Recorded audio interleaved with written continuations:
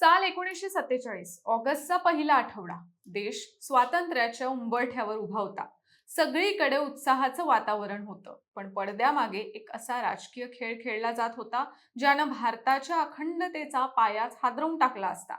15 August 1947च्या अवघ्या काही दिवस आधी भारताचा नकाशा कायमचा बदलणार होता. राजस्थानचा एक मोठा आणि महत्वपूर्ण भाग जोधपूर थेट पाकिस्तानच्या घशात जाणार होता. मुहम्मद अली जिन्ना यांनी असा डाव रचला होता ज्यानं पंडित नेहरू आणि सरदार वल्लभभाई पटेल यांच्याही पायाखालची जमीन सरकली होती. जिन्नांनी जोधपूरच्या महाराजांना एका कोऱ्या कागदावर स्वाक्षरी करून हवं ते मागण्याची सूट दिली होती. रक्कम तुम्ही सांगा, सोयी आम्ही देऊ. पण जिन्नांच्या या मास्टर प्लॅनच्या समोर एक अशी व्यक्ती ढाल बनून उभी राहिली जिनं इतिहासाची दिशाच बदलून टाकली. एका प्रशासकीय अधिकाऱ्यानं जिन्नांचा संपूर्ण डाव कसा उलटून लावला, स्वातंत्र्याच्या 7 दिवस आधी असं नक्की काय घडलं, आजच्या या विशेष व्हिडिओमध्ये जाणून घेऊयात. नमस्कार, मी रुपल आणि तुम्ही पाहत आहात विशेष भारी. मंडळी, गोष्ट आहे जुलै-ऑगस्ट 1947 ची. ब्रिटिशांनी भारत सोडताना काही संस्थानांना 3 पर्याय दिले होते: भारतात सामील व्हा, पाकिस्तानमध्ये जा किंवा स्वतंत्र राहा. मुहम्मद अली जिन्ना यांना ठाऊक होतं की जर पंजाब आणि सिंधला लागून असलेल्या राजपूत संस्थानांना म्हणजेच जोधपूर आणि जैसलमेरला पाकिस्तानमध्ये खेचता आलं तर पाकिस्तानची सीमा थेट दिल्लीच्या वेशीपर्यंत पोहोचेल. आणि यात सर्वात महत्वाचा दुवा होता जोधपूर रियासत. जोधपूरचे तत्कालीन तरुण राजा होते महाराजा हणवंत सिंग.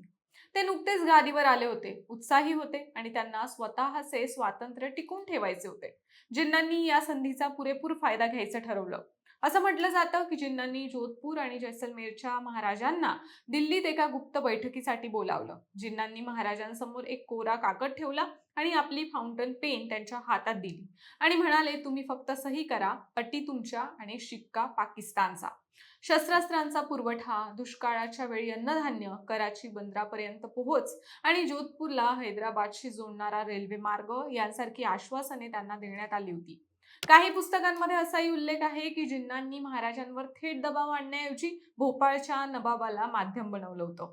एकूणच काय तर पाकिस्तान सोबत जाण्यातच त्यांचं भलं आहे हे पटवून देण्यासाठी जिन्नांनी अनेक प्रयत्न केले. पण जिन्ना एका माणसाचं आकलन करण्यात पूर्णपणे अपयशी ठरले होते. ती व्यक्ती होती सर व्ही.पी. व्यंकटाचारी. आता हे व्यंकटाचारी कोण? तर ते ICS अधिकारी होते आणि त्यावेळी जोधपूर संस्थानाचे दिवाण म्हणून काम पाहत होते. ते अत्यंत अनुभवी, मुत्सद्दी आणि दूरदृष्टी असलेले प्रशासक होते. महाराजा सहसा मोठ्या निर्णयांमध्ये त्यांचा सल्ला घेत असत. जेव्हा महाराजा जिन्नांच्या या ऑफरने प्रभावित होऊन जोधपूरला परतले तेव्हा व्यंकटाचारी यांनी परिस्थितीची गांभीर्यानं दखल घेतली असं म्हणतात. जिन्नांचे प्रस्ताव जितके आकर्षक दिसत आहेत त्यामागे तितकाच मोठा राजकीय डाव लपला आहे हे व्यंकटाचारी यांनी अचूक ओळखलं होतं. दिवाण व्यंकटाचारी यांनी महाराजांना रोखण्यासाठी आपल्या संपूर्ण अनुभवाचा वापर केला. त्यांनी महाराजांना राजकीय वास्तव समजावून सांगितलं. याचे सगळे संबंध आपल्याला व्ही.पी. मेनन यांच्या the story of the integration of the Indian states या पुस्तकात सापडतील. व्यंकटाचारी म्हणाले, जोधपूरची 80% पेक्षा जास्त जनता हिंदू आहे. जर आपण मुस्लिम राष्ट्र असलेल्या पाकिस्तानमध्ये गेलो तर राज्यात गृहयुद्ध पेटेल. जनता तुमच्या विरोधात बंड करेल. त्यांनी महाराजांना सावध केलं की जिन्ना आज आपल्याला वाटेल त्या अटी मान्य करत आहेत कारण त्यांना फक्त जोधपूर हवं आहे. एकदा आपण त्यांच्या जाळ्यात अडकलो की लोकशाही नसलेल्या पाकिस्तानमध्ये एका हिंदू राजाचे आणि त्याच्या राज्याचे अस्तित्व जिन्ना किंवा त्यांचा देश कधीही टिकू देणार नाही. त्यांनी स्पष्ट केलं की भारतापासून वेगळं होऊन जोधपूरचं भविष्य अंधारात जाईल. न्यूज 18च्या एका वृत्तानुसार जोधपूरबाबत व्हाईसरॉय लॉर्ड माउंटबॅटन यांची ही इच्छा स्पष्ट होती. जोधपूर पाकिस्तान सोबत गेलेले माउंटबॅटन यांना अजिबात नको होतं. महाराजांना पटवून देण्यात व्यंकटाचारी सर्वात महत्वाची भूमिका बजावू शकतात हे त्यांना माहीत होतं. म्हणूनच व्यंकटाचारी यांना व्हाईसरॉय हाऊसमध्ये जेवणासाठी बोलवण्यात आलं होतं असं म्हटलं जातं. लंच दरम्यान माउंटबॅटन यांनी स्पष्ट केलं की जोधपूरने लवकरात लवकर भारतात विलिनीकरणाचा निर्णय घेतला पाहिजे. व्यंकटाचारी यांनीही आपली भूमिका स्पष्ट करत सांगितलं की संस्थान भारतात सामील होण्यासाठी तयार आहे. हाच तो क्षण होता जेव्हा जोधपूरला पाकिस्तानच्या छावणीत नेण्याच्या जिन्नांच्या प्रयत्नांना धक्का बसला. 11 ऑगस्ट 1947 रोजी म्हणजे स्वातंत्र्याच्या अवघ्या 4 दिवस आधी महाराजांनी भारताच्या विलयपत्रावर म्हणजेच इन्स्ट्रुमेंट ऑफ ॲक्सेशनवर स्वाक्षरी केली आणि जिन्नांचा जोधपूर भारतातून तोडण्याचा आणि दिल्लीपर्यंत पाकिस्तानची सीमा आणण्याचा दुष्ट डाव पुरता उधळला गेला. आता जोधपूर पाकिस्तानात गेलं असतं तर भारताचं काय नुकसान झालं असतं हेही समजून घेणं तितकंच महत्वाचं आहे. तर जोधपूर जर पाकिस्तान सोबत गेलं असतं तर भारताचं स्ट्रॅटेजिकली मोठं नुकसान झालं असतं, कारण जोधपूरची भौगोलिक स्थिती खूप महत्वाची होती.